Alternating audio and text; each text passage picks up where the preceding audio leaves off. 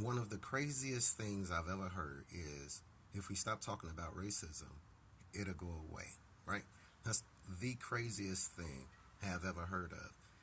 People try to push this in interviews. People try to push this in media, right? People try to push this on their podcasts.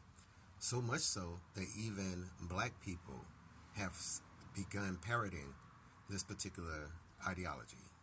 If we stop talking about it, it will go away.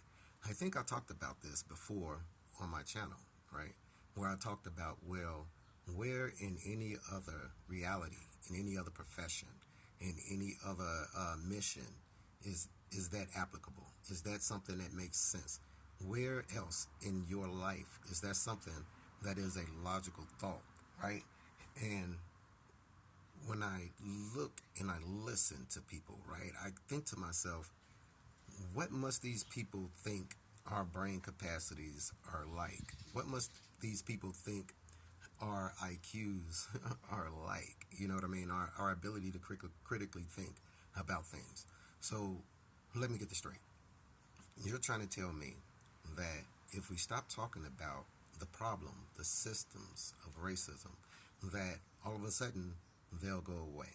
So you're trying to tell me then that if the people who were enslaved just stop trying to escape, just stop trying to fight, just stop trying to make songs about freedom and write poems about freedom and all this types of stuff, if they just had stopped doing that, right, then the people who enslaved them would have been like, oh man, we need to stop doing this. No, no, no. Let me tell you something.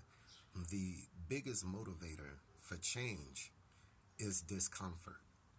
All right? The only way people change is if they're presented with something that makes them uncomfortable. All right? Something that challenges their beliefs, their ideologies. These are the only things that elicit change or evolution of thought and spirit. Okay?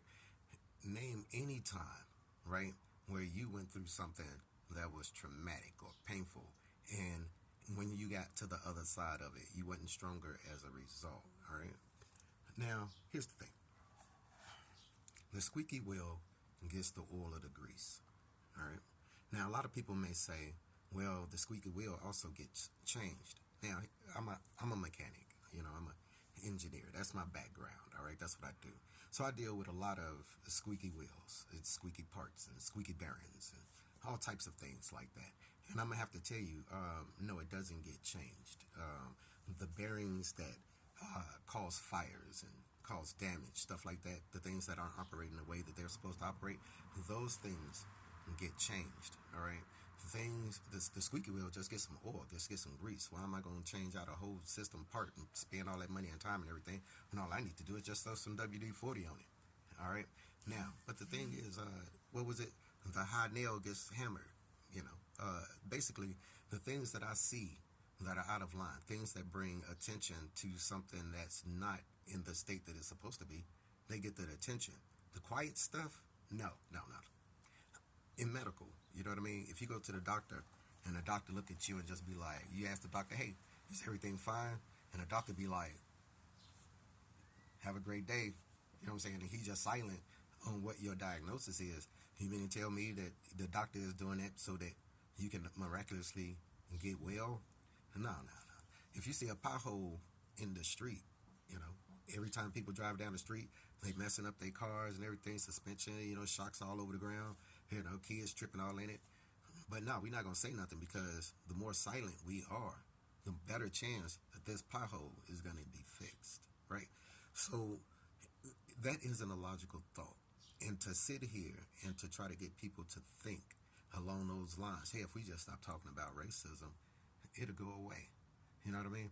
Let me tell you, one of the biggest changes and motivators of change in the relationship between blacks and whites was the civil rights era. What were they doing in the civil rights era? They was marching. They was protesting. They were boycotting. They were doing sit-ins. They were visiting the Capitol. They was doing million-man marches, speeches at the Capitol steps. That doesn't seem very silent. That doesn't seem very silent. As a matter of fact, that seems very audible. You know what I'm saying? That seems very noticeable. Things that if you do, people gonna look at it and be like, hey, what they doing? Why are they saying these things? Why are they feeling this way? Maybe we should investigate. Maybe we should go over there and hear what's going on. But no. I've never heard of the Million Silent Man March. I've never heard of the silent boycott. I've never heard of these things. You know why I've never heard of these things? Because they wouldn't have been effective. They not effective. And so stop, please, stop trying to hammer these false narratives down our throats, because you're going to have people like me that's going to make videos like this to call out that ignorance. Anyway, man, welcome to this island of Tanagra.